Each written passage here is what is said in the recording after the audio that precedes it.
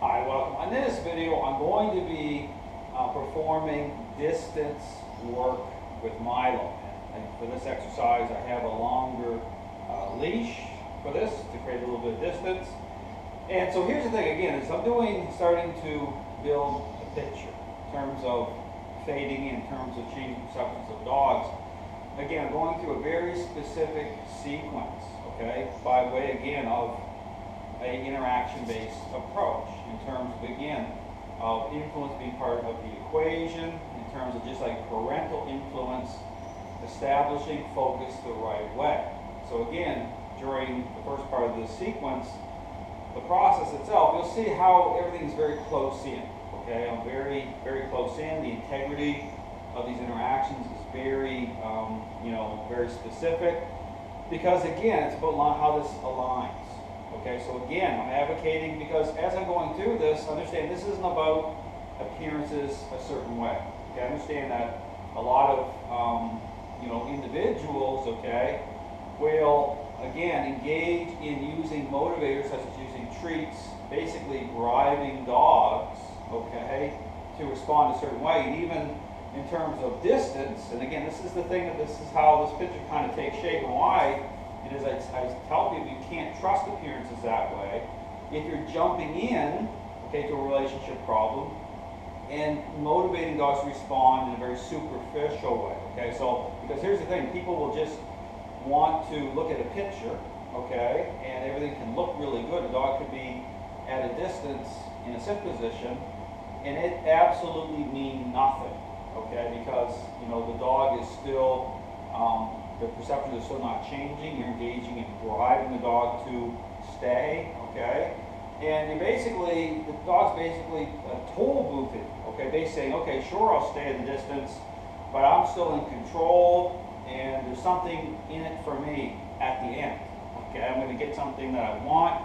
But again, think about the problem with that, because understand that, again, talk about why it is you want to follow a certain path. Just like once a child is already selfish, going back to my parenting example, it changes everything. Okay, I could use an Xbox game, something the child wants, a chocolate bar, and have them respond a certain way. But if I'm not engaging, I'm not interacting in a very specific way, it's all for nothing. Okay, yes, sure, I can get a response, but it doesn't mean that the child is actually thinking different. They're actually looking at me the right way, starting to, again, fade in, establish parental influence, because I'm engaging in a type of bribery, okay? Understand the whole issue here, and this is what's common in the dog training world. So understand, when I start to, okay, focus on stepping away, separating from the dog, I know exactly where I'm at in the relationship. I know I can start to do that, but the right way. Because the motives of the dog, the motives that underpin, okay, the response itself, are aligning properly, because influence is part of the equation.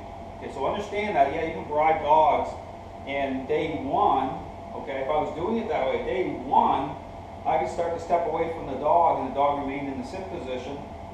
But if you pay attention to these dogs, you'll see they're anticipating, like they're waiting for something, right? Just pay attention to the body language of the dog. You can see the difference.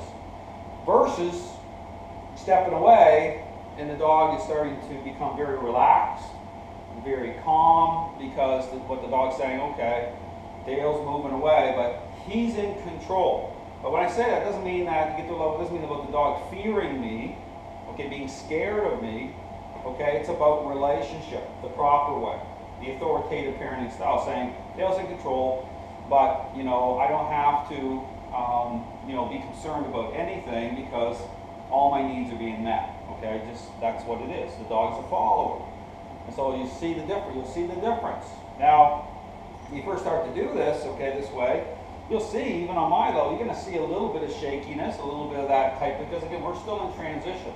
But as things move along the right way, you'll see more and more relaxation. Just like with having polio here, okay, you'll see that tension, you see that moment of just taking a deep breath, okay, just starting to relax. That's what is happening, okay, is understanding how to transition the right way.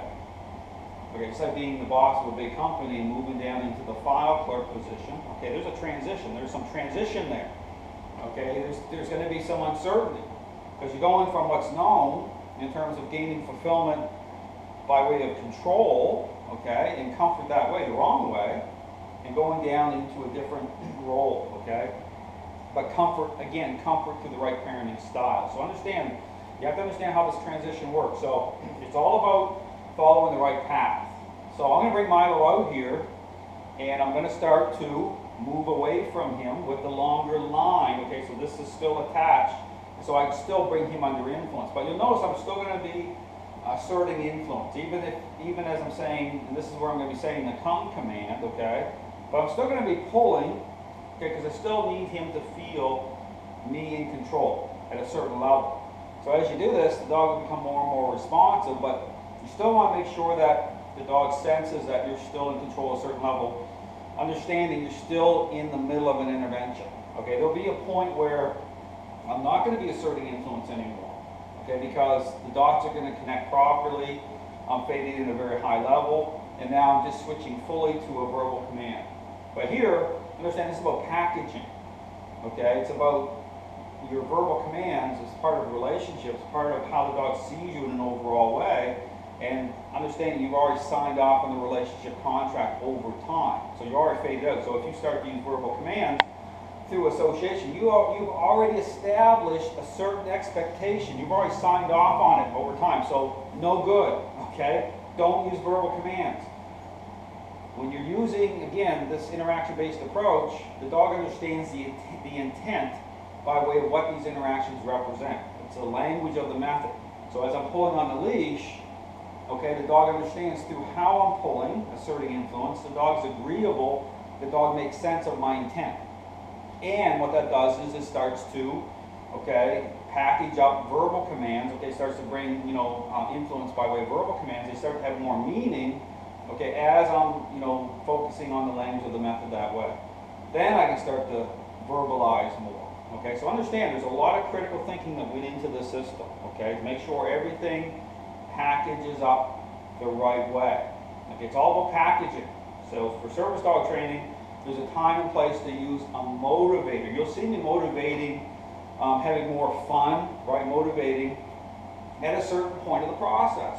Once I'm faded and once the focus is set the right way, then I'm going to connect certain dots, more tasks. That's where you get into the task-related training. But if you try to do that too soon, using treats and try to build bridges that way, you're going to have a problem, okay, with the dog that already is holding a level of control. This is why the service dog training industry is a complete and utter disaster, okay? Do your research, okay, because the majority of trainers bribe dogs. That's the bottom line. And they're motivating responses too soon that way. Shouldn't even be doing that, okay? Influence is necessary. Okay, this is the confusion about influence. People are always trying to find what's the line there. What's training really about? Interaction based. Okay. So I'm going to bring Mylo out. You see me doing this. Again, this is where I'm using a longer leash, and I'm going to get him to stay into a certain position. Okay, and then I'm going to be moving away from him, and I'm going to be applying using a command, and then pulling him towards me. So I'm still going to be connected, okay? So this is the way you want to start to do it. So this is the first time I've done this with him, okay? So you're seeing this in real time, raw. I didn't practice this ahead of time to make this look good or anything like that.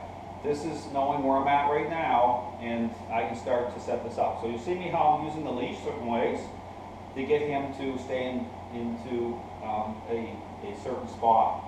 And I'll say the word stay. You can do that, but it's implied. Understand that when I'm moving a certain way and I'm stopped and I'm going to move out with the opposite leg, so he'll cue up a little bit of my body language, he'll start to sense that Dale wants me to stay. So I don't have to use the word stay once you get into, again, moving certain ways. But I'll use that word anyway, okay, just to establish it. Okay, so I'll say the word stay, move off, and now as I'm moving away from him, I'm going to be, as you move away from your dog, I understand what you do this, when you move away, you have to be, focused to make sure they're solid, okay? So that I can respond. If he starts to move, I got to put him back right away. I have to, this is where I'll use the word no, okay, as a way to assert influence to interrupt, if he tries to break from that position. But if he's breaking too much, that means I'm perhaps moving too far away. Okay, so you have to sense how far to start to set this up. So you may have to just turn around pretty quick and not go so far at first, okay? But you'll sense that. As I'm doing that, I know just about how much I can get away with, okay, as a trainer, right, to establish, you know, certain distance. So understand this is a bit of a skill set here, but again, if you're getting a dog that's breaking a lot, okay, that means that number one, okay, could mean you need to do more of just the close-in leash method for a while longer. The dog's not ready to be to step away that way yet. They're still holding too much control. So that could be part of it. And or you could be pretty good, but just don't go so far away, okay? This is about understanding what you need to do. You may have to default back into just staying with the close-in leash method for a while, because that's really where the solution's at anyway. Okay, so this is just about more control, more distance, and thinking about more like kind of off-leash work, okay, which I'm going to get into. You'll see this on my videos. But this is just kind of the foundation for this. This is to start to kind of think about, you know, some distance, okay, that way. More control, more expectation. So again, I'm going to bring them out here.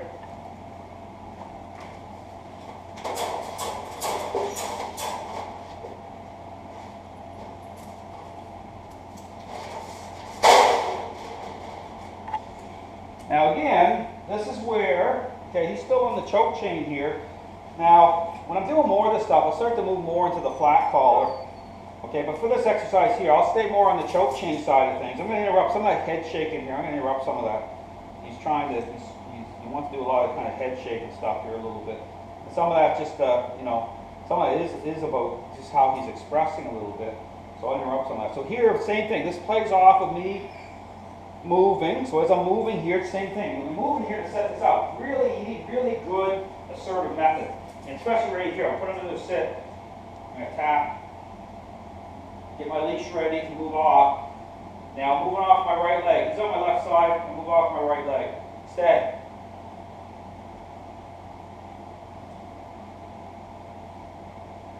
Mylo. Count.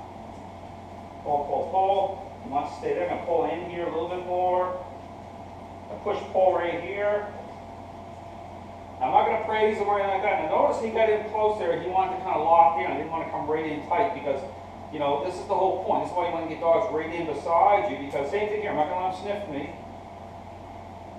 Now, here's the other thing. If I'm using that choke chain and he's really locking down a lot, I could switch over to the flat collar to help to kind of buckle him a little bit. I'm going to do that, in fact. You can kind of see me playing here with this.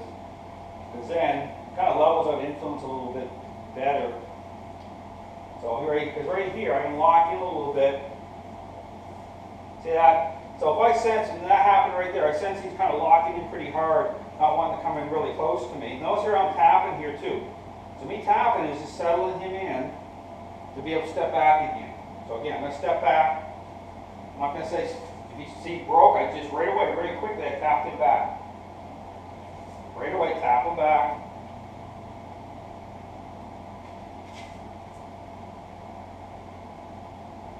Mylo, come. Pull, pull, pull, right in tight. Now I'm going to go back to where I started again. You kind of see this. Now this is where, again, I'll make some adjustments as I'm doing this. So again, you saw that there was having both collars on. And if I sense that he's really locking in, you know, I'll switch to the flat collar just so I can keep influence leveled out more. It's not you know, not so much influence. Sometimes it's better to go to a flat collar for at certain times and doing certain things like this, okay? Because you know, he's locking in. It just helps to keep influence down, leveled out, because I want to buckle him. But I don't want the focus to be too much on that choke chain that way at times, okay? But you notice here when he broke a couple times, okay, I quickly interrupted that because I want him pretty much back in that position pretty quickly. I want you, because understand, this is language I'm speaking. So even here, I'm stationary with him. I'm still tapping a little bit, okay, to make this solid, okay, just to get him to stabilize, because I'm going to step off again. So same thing, I'm stepping off the opposite leg, stay. But notice, stay right there, very quickly, I put him back in. He turned his head, he heard a sound, that way, he turned his head, I tapped for that. Mylo, come. Right in, right in, right in. I want to bring him right in. He's closer this time. I'm just going to edge him. Same thing. So when you're doing this too, you want to line it up. So here, see I'm still tapping a little bit. I still want the focus on me. So even when I'm talking right now towards the camera, I still have to pay attention to his state of mind. Because I want this to be solid. Okay, I want a high level of focus. So same thing, I'm going to move back. See, this is good because you get to see this in a raw form here because he's wanting to break a little bit. Mylo? Now here's the thing, see I called his name, he wanted to break. I don't want him to move until I give the actual command. Okay, his name, we'll talk about this after, but his name is to get his attention and be ready for a command. I don't want him to move, I want a couple seconds in between his name and the command. Mylo, tap again. Mylo, come. There we go. See, perfect. And see, he came in much better there. So that's same thing. There's a sound over there at the crate. The crate kind of made a little movement. I tap for that.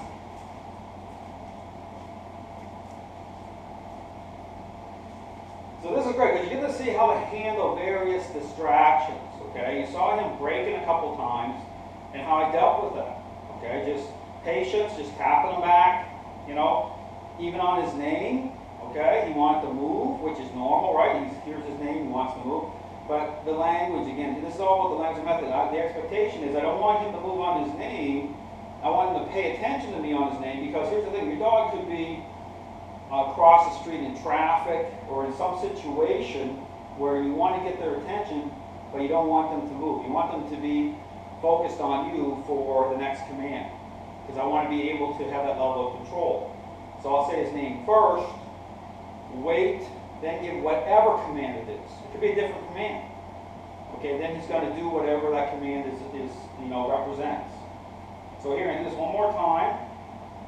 But notice how the flat collar too, it'll make a difference because this is about method, buckling him. Okay, so now, because I want him to come right in close to me, but notice dogs will do that. They come in at a certain point and they'll lock